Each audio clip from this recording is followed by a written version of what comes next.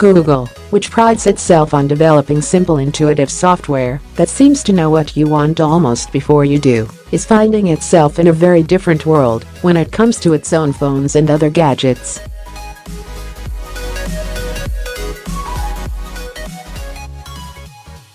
Its new Pixel 2 phones, released in October, got high marks for their camera and design, at least until some users complained about burned-in afterimages on their screens, a bluish tint, periodic clicking sounds and occasionally unresponsive touch commands.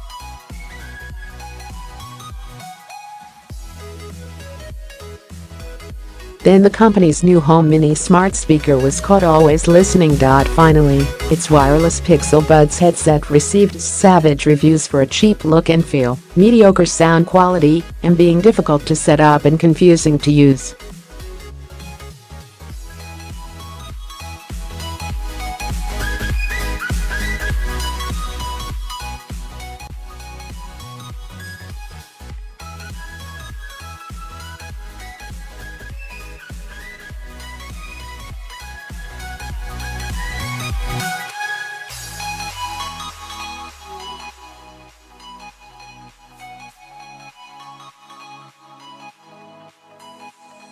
It hasn't had much to say about the Pixel Buds. Still, the problem served as a high-profile reminder of the company's inexperience in making consumer electronics, a field where Apple has a 40-year head start.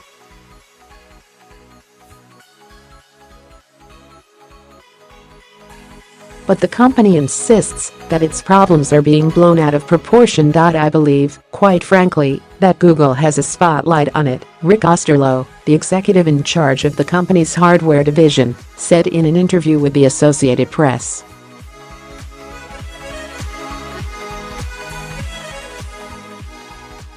Things that would normally be pretty minor issues are a bit amplified in today's environment.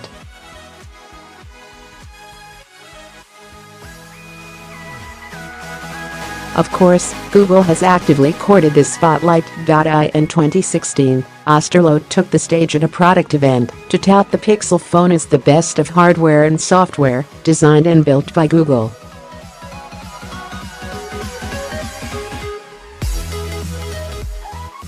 The company is also currently running a major ad campaign to draw attention to its gizmos for the holiday shopping season.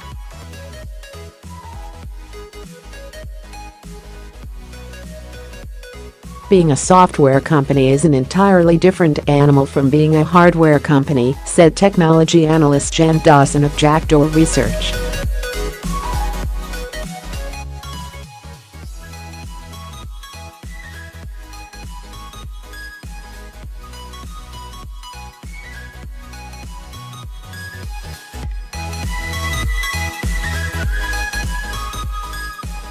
Google has to realize a fail-fast philosophy that worked well for free software products doesn't work as well for smartphones that cost hundreds of dollars, said analyst Rubin of Reticle Research.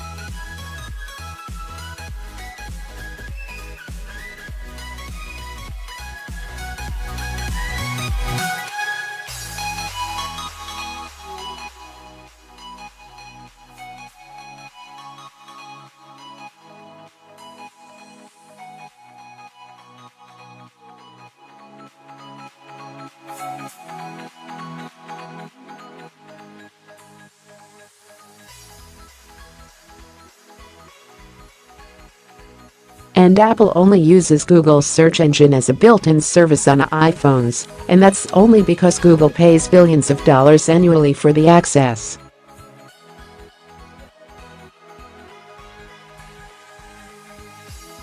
The Pixel phones and home speakers also serve as a showcase and data collection tool for the Google Assistant, its voice-activated digital concierge.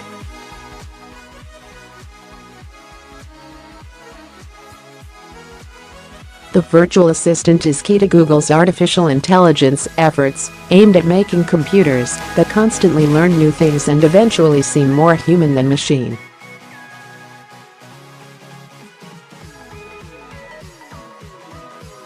The Pixels, however, got off to a slow start.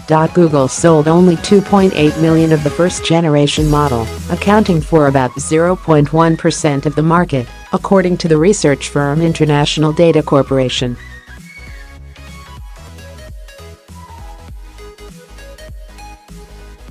Such a low sales volume makes it more difficult to acquire the highest quality components for hardware, particularly when suppliers make it a priority to meet the demands of market leaders Apple and Samsung.